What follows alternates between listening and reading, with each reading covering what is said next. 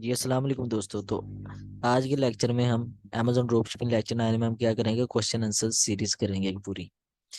क्योंकि हमारे पीछे बहुत सारे लेक्चर्स कवर हो चुके हैं। अमेजोन पर अकाउंट कैसे बनाते हैं, अकाउंट कितनी किस्म के होते हैं, एज अ बिगिनर आप कौन सा अकाउंट बनाएंगे, अगर आपके पास इतनी इन्वेस्टमेंट है तो आप क्या करेंगे, फिर $50,000 इन्वेस्टमेंट है फिर आप क्या करेंगे, $5,000 है फिर आप क्या करेंगे। तो ये सारा मैं पहले आप लोगों को बता चुका हूँ।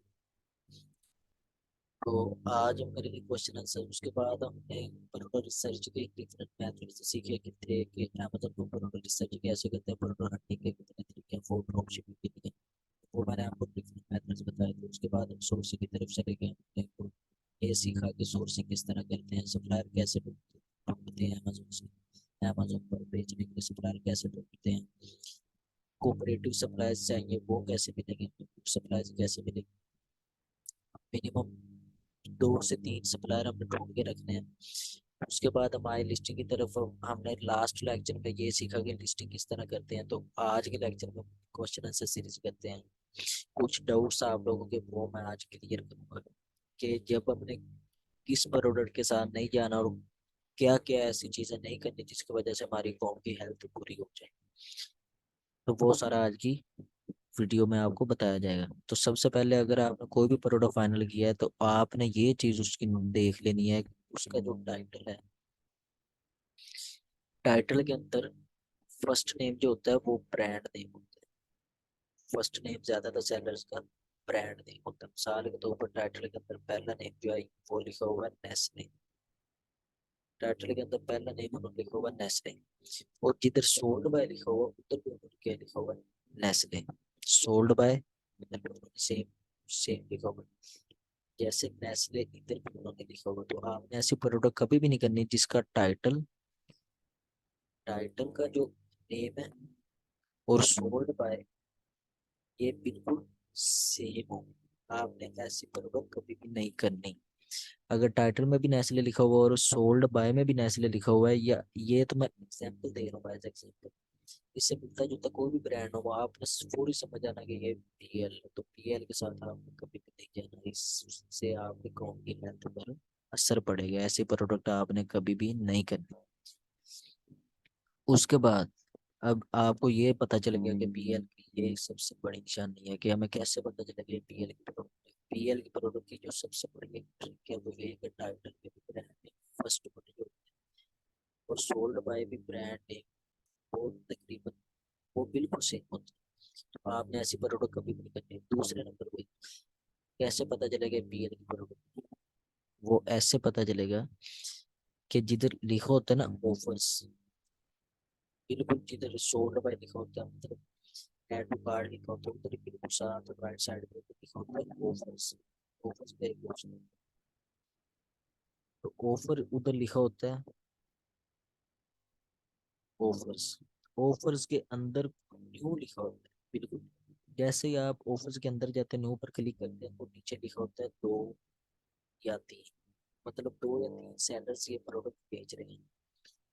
तो आपने ऐसी प्रोडक्ट कभी भी नहीं करनी। जैसे ही आप उस ऑफर में गए न्यू में गए 2 से 3 सेलर सिर्फ ये प्रोडक्ट बेच रहे हैं, आपने ऐसी प्रोडक्ट कभी भी नहीं करनी। आपने वो वाली प्रोडक्ट करनी है जिसके अंदर लिखा होता है, क्या लिखा होता है जिसके अंदर लिखा होता है कि ये 10 सेलर्स बेच रहे हैं, जैसे या 12 सेलर्स बेच रहे हैं या 15 सेलर्स बेच रहे हैं या 20 सेलर्स बेच रहे हैं या किसी है, जितने भी सेलर्स जितने भी हो ये सेलर्स ये प्रोडक्ट बेच रहे हैं। 25 सेलर हो रहे, 10 12 15 20 25 सेलर ये प्रोडक्ट बेच रहे हैं, आपने समझ आना कि ये ड्रॉप शिपिंग है प्रोडक्ट है।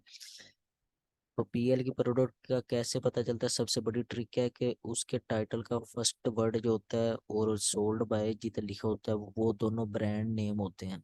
तो वो वो सेम सेम होते हैं, इससे पता चलेगा आपको पीएल की प्रोडक्ट है। उसके बाद आप ऑफिस में आए, न्यू ऑफिस में जैसे कि अगर 2 से 3 सेलर्स बेच रहे हैं तो आपको पता चल जाना है कि चाहिए कि ये पीएल की प्रोडक्ट है। ऐसी प्रोडक्ट के साथ हमने कभी नहीं जाना।